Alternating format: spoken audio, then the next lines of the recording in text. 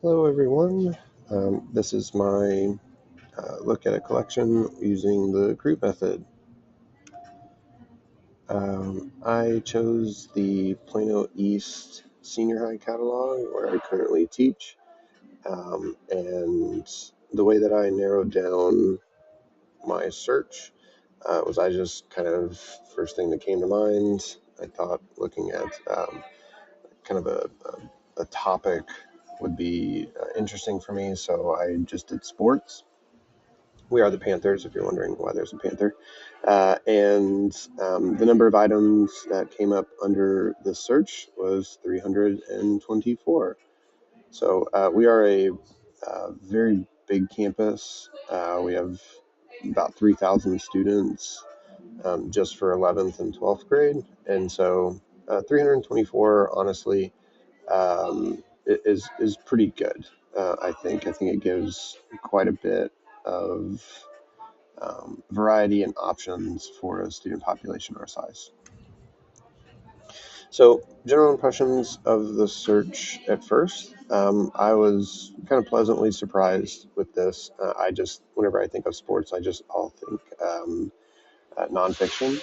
But there was some diversity, anything from nonfiction fiction all the way to like a whole manga series that featured sports. So it was like a soccer tournament and Blue Lock. And so I was kind of like, oh man, I kind of want to read that. So that was pretty cool. There are some outdated items, which is going to be, of course, what I focus on here. But overall, the material looked very appropriate. There are a few kind of rom-com-y books, fiction books about around basketball, of course, but those all were very appropriate and within the age range. So, of the worst acronym, I chose the O for out of date. Some kind of examples of like why these didn't work, these out of date things might be a problem. Just there's lots of changes in the world of sports, and so one example that I'll show you on the next slide is college football athletes.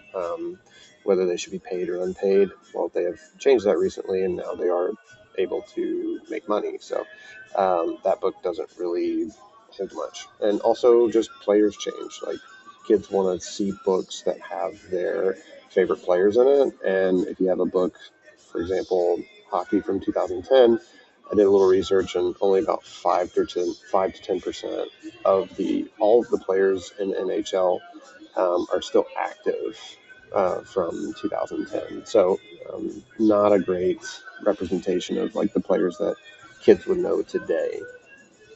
So what needs to be removed? Going off of the two things I said from the last slide, there was this book, Sports Illustrated, the hockey book, and it was from 2010. Again, most of the players aren't going to be there anymore. There was also this whole like unpaid professionals thing to look at college sports. It was not only pretty old from 1999, but this is not necessarily. This is more of a historical source now than like a commentary of the current situation. So the tone is kind of off for what it is. I think it would be better served in more of like a overarching encyclopedia kind of college sports that would kind of serve a better purpose than that. So has it been weighted effectively? At the end of the day, I would say yes. I think that there was a lot of diversity. There was very few things that I thought would be like just kind of a waste of space. And to be fair, it's like some of the things that I like the whether to pay college athletes or not is a very new development, and so I wouldn't have even expected it to be like weeded immediately. So it is still very much a topic of conversation now.